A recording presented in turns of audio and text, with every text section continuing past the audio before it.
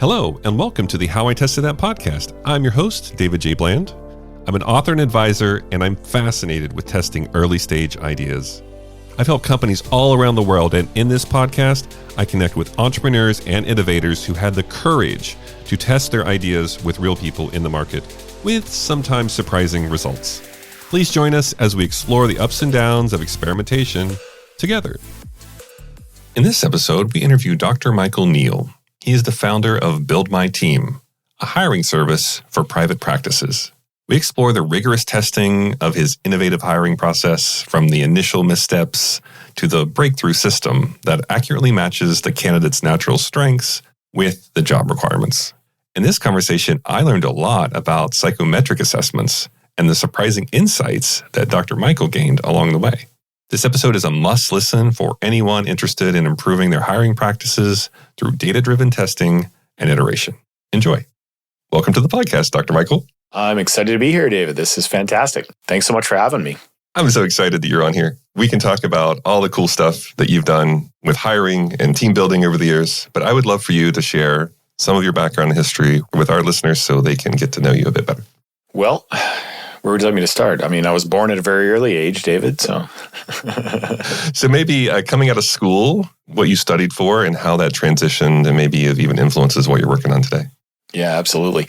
So I'm an eye doctor, practicing eye doctor. I still see patients a day a week, a little over that. And I came out of optometry school. I went to school in Philly. It was a rather interesting area to go to school in, very difficult in terms of the area and such. But I came out of that school, moved to rural Pennsylvania with my wife, and she started a practice. It grew very rapidly and was the learning experience of all learning experiences when it came to hiring. We were hiring the wrong way.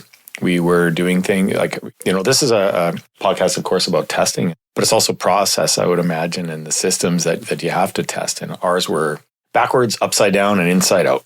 So that kind of got me to the point where there had to be a better solution. So you're optometrist or practicing. Our first episode, interesting enough, was topology, which is based out of San Francisco, a case study in the book where they try to measure your face and then basically make glasses that perfectly fit your face based on remote measuring through iOS that they patent. And there were so many things that they talked about that they had to test because, one, people wouldn't trust it. And then two, it was very expensive to do. And then three, they were kind of circumventing the whole traditional business model of walking over to a wall of frames and having people try them on and everything. I can imagine there are many stories that you also could share of things with your practice that you thought were obviously going to work and then didn't quite play out that way. But then you learned something that, resonated with your customers. Yeah. Oh boy. Absolutely. All kinds of stuff along those lines. I think that in terms of from a patient experience, they often just simply to your example, they like to try glasses on. I mean, it's exciting. It's part of a shopping experience, and the successful eye practices have made it an experience that's very enjoyable versus the virtual side. There's a market for the virtual side, but folks definitely like to try stuff on. So that is how the industry's kind of built around that. Yeah, so trying to disrupt that, I can imagine, would be quite challenging because I think that comes with the trust aspect of, I can virtually try this on, but it's not the same as me putting it on my face. And I notice sometimes they'll 3D print glasses or something just to say, hey, try this thing, we're going to ship to you, and we're going to prove to you that this is going to fit. So there's so many different behavioral things to test there. So you're learning from that industry, and you mentioned team building and hiring. And so maybe dive in and explain and elaborate a little bit more on that of what was working and wasn't working and sort of your perspective on hiring. Well, I'll back up a little bit. So what the heck's an eye doctor have to say any type of expert position on hiring? Well, you're right. I mean, that's the question listeners will be asking themselves right now. So where this becomes interesting is, I hope interesting, is that what we thought, boy, oh boy, our practice is unique. Our, air quotes, our business is unique. There was so much internal focus on what we were doing. And what we didn't really realize is that all kinds of businesses are in the exact same boat. We came out of optometry school, my wife and I, with exactly one class each in business management, practice management. That's it. So you think that you're going to see a doctor who has all this training in how to run a business, and the It's actually worse now. The exact opposite is true. So, boy, you want to talk about testing? That's the epitome of trial and error versus on the education side. And so every single thing in healthcare hiring is ideally centered around patient service and trying to get the right people for patient service and how to help patients and all of those types of things. The problem was, out of school, we didn't have a single system. We didn't have a single anything. It was basically put an ad out, hope people apply. The ad, I mean, you look back on some of these job ads we did, oh, good Lord, they were absolutely, it's amazing anybody applied. And then get people in for an interview, sit down as a doctor and interview them and realize in a real big hurry you're getting manipulated by the person across the desk. Every single question is yes, yes, yes. And they tell you exactly what you want to hear. Could go on and on. And so ended up making decisions as best as we could that were, I would say, arguably slightly above, maybe less, actually, come to think about it. But random chance. That's about as good as we were with the hiring process. Wow. I didn't know that about the lack of business education. I mean, I'm not asking you to recite what the curriculum was, but I imagine even what you were exposed to was probably pretty traditional, high-level stuff, like business plans and such. Am I on the right track there? No, not even that detailed. No, it was less than that. And that's one of the reasons why most docs coming out of school now don't go into private practice. You have a colossal amount of student loan debt, and it can be some medical professions $300,000-$400,000. You're just not going to take a risk where you open up a place and your own, and you're without any type of revenue/income for could be a long period of time, if ever. So folks just don't generally take that type of risk nowadays.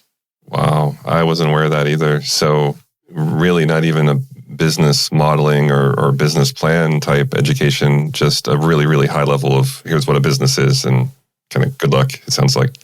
Yeah. And I think nowadays it's even less training because more of it is put onto the clinical side than it used to be. So it's pretty dismal from a healthcare profession standpoint of getting into private practice, figuring this out on your own. Now, if you came from some type of business background and then went to doctor school, healthcare doctor school of whatever type it is, that's another story. But talking about testing, everything has to be tested because you have no idea. You're just throwing spaghetti at a wall. Okay, so good to know that I'm being educated here already. So you're trying to hire people. You're realizing, look, it's almost just a random chance if we get somebody that's a good fit or not. And so at what point did you start to take a step back and say, there has to be a better way to this? Like, can we try something else?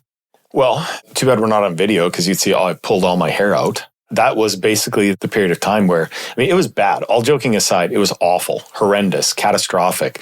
We were churning through people like we were trying to make butter. It was because we were hiring using resumes. We put the most empathetic person in front of the candidates, my wife, and we were trying to unintentionally help people. So be doctors. We're trying to be doctors, help people up. Oh, they need a chance. All they need is one break. And very rarely that was true and that happened. But the vast majority of the time, the people that needed the break didn't have their act together. And we were never going to be people that were going to get their act together. So hiring using the approach of trying to help people, it's a noble cause that just does not bode well for a business. You do not get performers that way, high performers, not at all. Back to your question, when did we flip over? I was in executive coaching at the time, back in 2016, and saw these teams that were extremely high functioning and very similar to a healthcare team in terms of helping people, being there to serve, in their particular case, customers versus patients, and did a pretty deep dive with that organization to figure out how they were hiring, what their processes were. And I thought, well, we can just bring those right back to the practice and start doing that type of thing.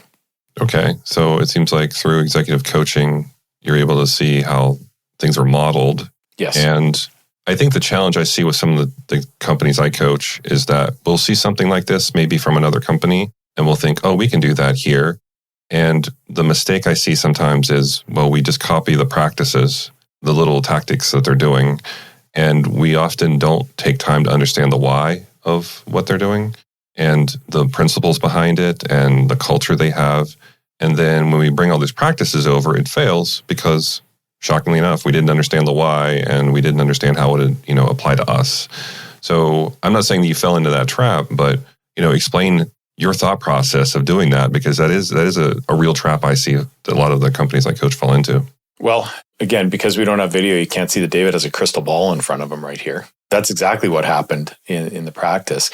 I mean, what we were trying to do essentially is create the beautiful music that an orchestra plays by pulling over 5, 6, 7 different instruments that were played by somebody, and thought we'd make music, like beautiful music. Well, that didn't work. So the good news is that what we're able to do very, very rapidly is iterate. So I knew that we had something. We were missing the why. We were missing the proper instruments, if you were. And we looked at this problem from a 50,000 foot view. And myself and the couple of people I was working on with it at the time, the assessment approach, that's what we're doing. We use psychometric assessments to figure out what a person's naturally good at. We were using the wrong ones. We were using ones that were advertised to make the entire decision essentially for you. That's too good to be true. It simply doesn't, in my experience, it doesn't work. There are a couple that come close, but for very specific use cases, it wasn't enough. And so we had to create some. And that led to creating more and then getting our entire process set up where it was very, very specific to hiring administrative team members, clerical team members, and up to basically middle management for healthcare practices. That's how we started. And the whole thing, you want to talk about testing, we didn't stop. That's all we did over and over and over again until we got something that started to produce results that were better than the 50-50. Yeah. I mentioned that copying practices, it just seems like human nature. It's something we do. So you're not necessarily unique in that sense of seeing that play out that way. With psychometrics, can maybe you expand on what that means to our listeners? Because I don't think they're all familiar with psychometrics at all. I came into this hiring business, if you will, not looking to start a company, but being completely categorically ignorant of the right way or the wrong ways to do it. So I had to learn very quickly. And one of the general concepts that was thrown out by kind of the HR industry and ways to figure out who the right person is a field of psychology called psychometrics. I don't know what the official definition is. What it is to me is you can ask people to take an assessment and out pops this report about what they're naturally good at, their strengths and their talents. Now, whether or not you believe in this is immaterial for the purpose of the conversation. When we started it, it worked a little better than what we thought. We had to iterate, go through versions of this, rearrange this, again, back to the symphony. Everything had to be rearranged. We had to practice. We had to bring different people in, different psychometric tests. What we wanted to do was buy one, and it just would magically work because it would have a magic wand and it would just like, hey, if you pay X, out comes this fantastic employee. As it turns out, we built that system, incredibly reliable and predictable, but it didn't exist for our use model. So building it took a while. One of the things we found out the hard way, the very, very hard way, was that we had built a system based on using email to reach out to these candidates. And it was a disaster. So explain, why didn't email work? I have some hunches, but maybe, what specifically didn't work for the hiring? I would imagine a lot of folks listening to this are in front of a computer most of the day in professional type roles, things like that, where you essentially live on email. You might like it. It might be the bane of your existence, but it's inescapable. What we found out, the story simply is I walked into my office in the morning, my assistant, we shared the same office at the time, and she spent 6 hours talking to candidates, trying to explain to them what spam was and what their junk mail was. I said, how's this even possible? Who doesn't know what spam or junk mail is? I'm not joking. This was 6 hours. She came in at something like 9. She blew through till about a little after 3. I didn't eat lunch. And I was sitting there the whole time watching my blood pressure raise to the point of like the Wile E. Coyote cartoons. And I realized we were DOA. We were absolutely dead on arrival as a company because what we were told as part of our initial research is that, oh yeah, I check my email. Check it all the time. Okay. Well, it was an assumption that they were correct. We didn't verify that. An average candidate applying at the entry level positions, yeah, they check their email. They're going to do it once a week if you're lucky. They say they'll do it every day, but it's almost never. And the problem became when they were applying for jobs, they'd forgotten what they applied for by the time our email to them got to them and asked them to complete an assessment. We were completely upside down and backwards in that process. It was fatally flawed. Yeah, we call that the say-do gap sometimes, where people say how they'll behave or what they do, and then there's a gap between, you can think espouse theory in action, or theory in use of what they actually do. And we have this perception of ourselves, right? It's very interesting scientific stuff there. Exactly. And so what we ended up having to do was pivot to the other extreme, which is texting. Texting doesn't require an app. It's baked into every single phone. Good luck finding a person who isn't a texting expert nowadays, especially at the entry-level position side of things.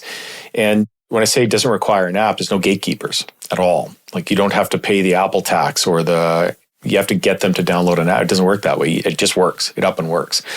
It's expensive relative to email, but we took several months pause to build that entire system and test the heck out of it so that it was scalable and pretty much bulletproof. But that was one of the key learnings that we faced as part of our testing process, is email just doesn't work for entry-level positions. Yeah, I find sometimes when I'm giving advice to people or they've gotten conflicting advice, it's been things like, I work with an insurance company and they're trying to target farmers. And the advice was, well, let's just run Google ads. And it's, well, your farmers they're on the farm. They're not online all day on Google. This is not going to work. Or we were trying to do something for Lyft and Uber drivers at my last agency, and we thought email would work or an app, and they just wanted text. They wanted their onboarding to be just texting, and that was completely new. We thought, well, no way that could be true, and that was overwhelmingly what they needed. And so I do think we have to be careful at times where obviously you get a lot of conflicting advice too. I mean, you're very successful, but over the years, you sort of have to sort through that conflicting advice and say, okay, how do I internalize this? And what do I put into action for me? And that's not always clear. I mean, you kind of have to test your way through it. But I think these tried and true, just run Google ads, or just email, it varies so much depending on where your customers are online and offline and how they behave, not just how they say they behave. Yeah. I mean, we had to meet our candidates where they're at, which is on their cell phone, sometimes 2 or 3 in the morning. I mean, the responses would come in 24 hours a day. Of course, busier during the day, but they would still come in the middle of the night. And that was a kind of an eye-opening experience. Well, initially with email, we didn't meet them where they're at. We didn't know that they weren't there. We had to find that out the hard way. And as soon as we figured it out, boy, texting works like a champ. And so with the way that our process is set up now with these assessments and such, is for our clients, we write the job description for them. We publish it out to 22 different job boards. Why 22? Well, as part of our testing, one isn't enough. There are some 800-pound gorillas in the hiring industry as far as those job boards. They're not enough. You need to blanket it, your job ad, all over the place. And so we do that for our clients. And then the whole concept is we need as many people to be poured into the top of this funnel, this hiring funnel, as possible, because we ask them to go through our assessments. And they're quick. They're 10, 15 minutes, depending on the person. David, what do you think the percentage is of people that apply for a job, we send this text to? What's the percentage of people that click on it? Oh, I'm trying to think of your funnel here. So there's the keep in mind, by the way, one of the testing learnings that we did was we sent them this text about a minute later. Didn't work. Our system is set up so that when you click the button on the job board, your cell phone buzzes within 5 seconds. That is fast enough. 10 was not. So what percentage do you think apply? Or click the button. Wow. So click the link, I should say. With that quick turnaround, I'm still thinking there's a huge drop off. I'm thinking like maybe 30% click. Half. About half. All right. It's a little better than I thought then. Yeah. Now, they click on it. They start the process, and we lose about a quarter of those after the first bit. So initially, our clients were saying, well, you lose half of them. That's bad, right? We said, no. No. These are people who, they're sitting on the couch. They don't want to put down their Xbox controller and interrupt their video game to do something that you're asking them to do. How the heck do you think that works out in a business environment? I mean, are these the people you want to bring to the table and say, hey, I'm going to invest in you when you won't even lift a finger to do anything in this job that you just applied for, by the way, right? When they exit our process, as passionate as I am about it, it's extremely polite, very nice, etc. But that's the reality, is that we lose that many just by asking them to take an action of any type. I can relate to that. I think in the past, I have a lot of startup founders come to me for one-on-one advice. And I normally don't do a lot of one-on-one startup advising unless it's a really good fit. It's usually in batches at VCs or accelerators or at universities. And I would ask them, I was like, okay, can you fill out this assessment before we meet? Because I need to know a little bit about your business, what you think your assumptions are. And then that'll make a much more effective advising session when I can respond to something versus we spend the whole first advising session me trying to get up to speed on what you're doing. And I was in awe about how many people did not want to fill that out. And it wasn't a huge, long, arduous thing, much like yours is. And I think it was kind of a shock to me because I was trying to figure out, look, these people have my Calendly, they're booking and they're not even showing up, but they reached out to me for help and they don't show up. So it was just, there's something about the behavior of that. I don't know if it's about asking for help or what it is, or just following things through. But I have to say, I've always been a bit shocked that the people who wanted my help and reached out to me wouldn't either fill out an assessment or even show up for the session. I was always amazed by that. Yeah. There's an example I can think of, a fellow named Dan Kennedy. He's a big deal in direct response marketing. He helped us working on our pricing model because he's very used to working with doctors and such. And I remember, very expensive consultant, but he scheduled his time with, I think it was about 40 minutes. And you talk about whatever you want for 40 minutes. But the only way he would schedule the call, or his assistant would schedule the call, is if you sent him all of the information. I mean all, beforehand. So he could review it, think it through, and then come to you with actual conclusions and well-placed thought. And even he was griping about how so many folks wouldn't even do that. You're paying through the nose and you're not going to get off your butt. So back to our process with that. That was one of our testing learnings up front. And then this gets better. So the people that do apply and who do start our process, we retain about 90, a little over 90%, I believe, through the assessment process. So once they start it, they tend to finish it at a quite high rate. And we determined later on that those are the folks who are very interested in themselves. They want to know, because we tell them up front they're going to get a copy of this information. So we provide a bit of a carrot. There's no stick in this, so just a carrot to get them through this process, and they get a copy of it. And then the people that, our software is automated, and the people that can do the job based upon their natural strengths and talents are matched, of course. The way we know they can do the job, they're matched to what we're looking for. So job A requires you to be an exact round peg in a round hole. Well, we figured that out. We know that their strengths and talents are an extremely high match for what the job requires them to be good at. And our software will literally give a thumbs up. That's after all this years of testing, that's what it ended up getting to the point, was the software gives a thumbs up. And then we also found out that wasn't enough. Because of course we're dealing with people. So what we added past that was a video interview. It's a one-way video interview.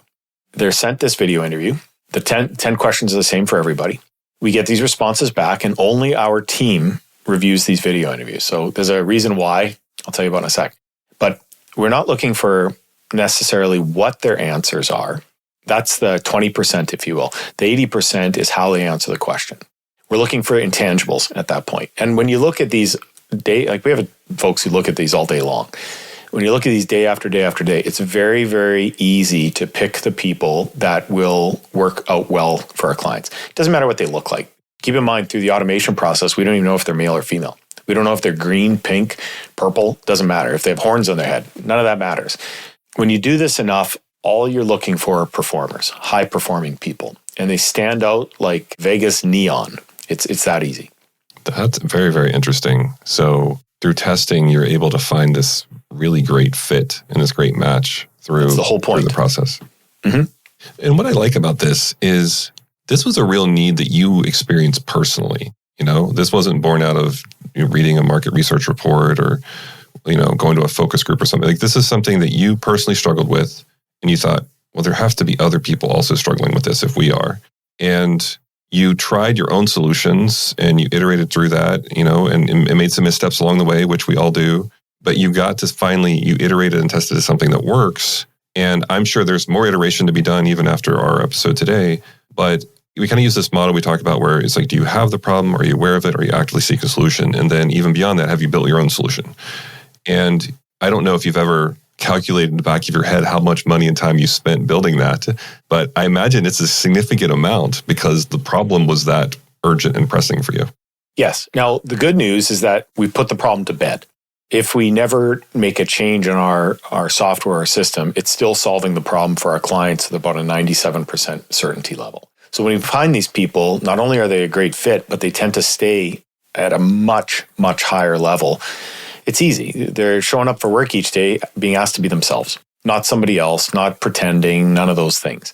And they get to make a contribution. They get to help people. And this isn't just for healthcare, but these are folks who generally roll into work. They don't realize why what they're doing is special. The boss and the team love them because they're performing at an extremely high level, and they go home. It's not a dramatic type approach to hiring. Yeah. I'm almost thinking back to Dan Pink's autonomy, mastery, and purpose almost. You need some combination thereof of to really find joy and reward in your work and be your authentic self. That's amazing. So you've kind of like shared this journey up until now. What's next? What are some big assumptions you're looking at, through the rest of the year? What do you, if it's this product or something else around it, what are some things that you could share with us? Well, what we started out as was a service for our practice, which expanded to friends' practices, of course. This was never designed to be a business. It was never out of the box. Like you said, we go to do some market research and boom, out pops a business. It became a business because the product works, like the service we offer works so well. And the next step after eye care was expanding into other health professions. And what we realized is this works really, really well for any private practice. It works just as well in dentistry as it does in eye care, in chiropractic, etc. So I think we're in somewhere around 12 different healthcare professions at this point, which just demonstrates that a private practice in North America is the same across the board with a couple % exception to that. Past this, we've hired, I think our strangest job role we ever hired for was a locksmith, to give you an example. Like who saw that one coming? But it really illustrates the point that when you are hiring people for these natural strengths and talents, that's where the magic is made. It's an approach that just makes magic. You don't believe the results you can get with a business until you have people, the old adage, the right people on the bus, but they have to be in the right seats on the bus, and they got to have the right seatmate, and then they got to have the right person who's driving the bus. And then instead, on the owner's side, instead of focusing on all that all day long for the rest of your life, what you get to focus on is writing out the map, telling the bus driver, where do you drive the bus? And then the team just goes. And of course, you put guardrails on so they don't go flying off the road. Yeah, that's important. But yeah, it's a complete mindset change as to how you can accomplish solving problems, because it's not you solving the problems anymore, it's the team. The book I wrote, Testing Business Ideas, is part of the Strategizer series. So there's 5 books in the series. The last one is High Impact Tools for Teams, which Stefano wrote. And I was in one of his workshops once, and I was like, wow, so much of this is communication. And then in the back of my head, I thought, I wonder, and maybe you have some insight into this because I do not. I wonder what's the percentage of people out there in the workforce now who have never experienced working on a high-performing team, or have never experienced sort of the magic that you're describing, where you have team members that fit and excel in their roles and they can be their authentic self and really just master their craft and really contribute value. I think that percentage has to be low, because just the workplace satisfaction surveys we see and the results, it's really sort of a tragedy that people don't get to experience what you're communicating about here. It wouldn't surprise me, and of course this depends on your definition, but it wouldn't surprise me at all if it was high single digits. I would not be shocked in any way if somebody said like an actual A+. I talk about A players, B players, C players, D players. It's not the person per se, it's their fit to the role. So being part of a team where it's chock full of A players and, the lowest performing person would be like B+. How many folks have been on a team like that? I don't know. I don't think it's very high at all. And here's the thing, from my experience, this happened yesterday. So I was seeing patients yesterday, and one of the patients asked me about scheduling an appointment directly. And I just stopped right there. I said, with my hands, I did the timeout signal. I'm not allowed to schedule appointments. I just mess it up. You've got an expert sitting in front of you. Shauna will help you. Yeah. And the patient just laughed like I was, they expect me to know how to schedule an appointment. Are you kidding me? You want to see the whole gears grind to a stop? Let the doc schedule an appointment. No.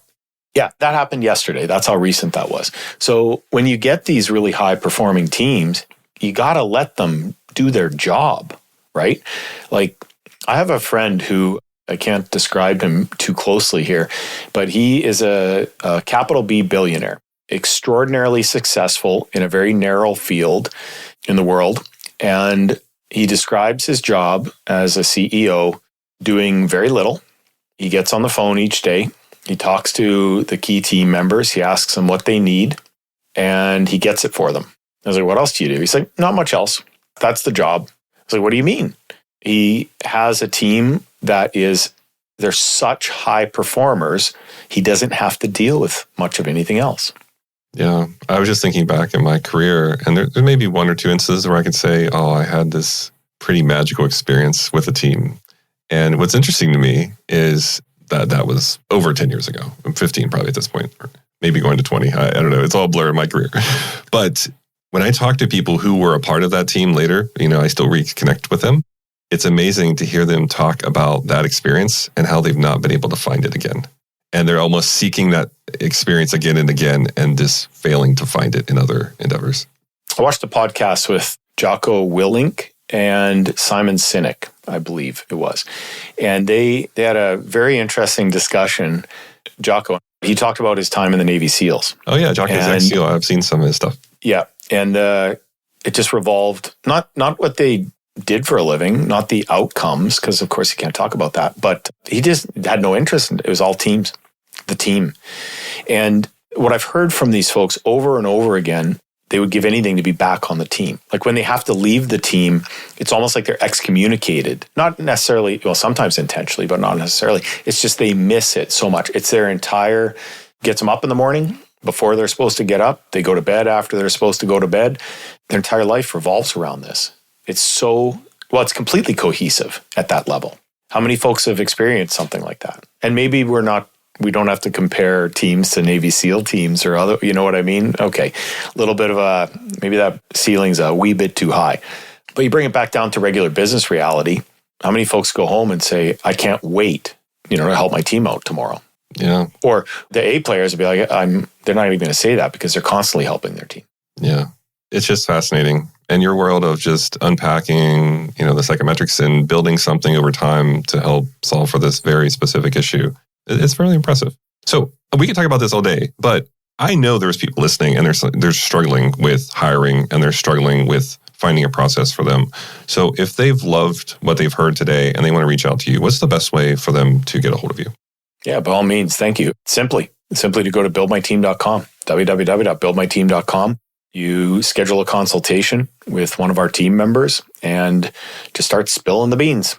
Talk about, honestly, there's no reason to hold back on that conversation. We've heard it all, and our job is to help. Our team exists to serve others. The way that we serve others is to help them find amazing team members for their own team, and that's what our reward is. We pay it forward in life by getting these teams the amazing team members they need to become even higher functioning, or sometimes just higher functioning at all. And that's what really motivates us. It's really, really cool. In fact, quick story, everybody uses Slack nowadays. We have a Slack channel called Bang the Gong. Whenever we find a team member for one of our clients, we post it in the Bang the Gong Slack channel because it's something we celebrate. That's amazing. I love that. If you're listening and you need help or you want to reach out, we will also include this on the detail page as a link as well. I want to thank you so much for hanging out with me and being just really open and transparent about how you tested your way through this and where you are today and what you're excited about. Just thanks so much for joining us today, Mike. Thank you so much, David. Thank you for listening to another episode of How I Tested That, where we share stories about experimentation, tips, and tricks. If you learned something new, please recommend us to a friend or colleague. And remember, keep testing your ideas.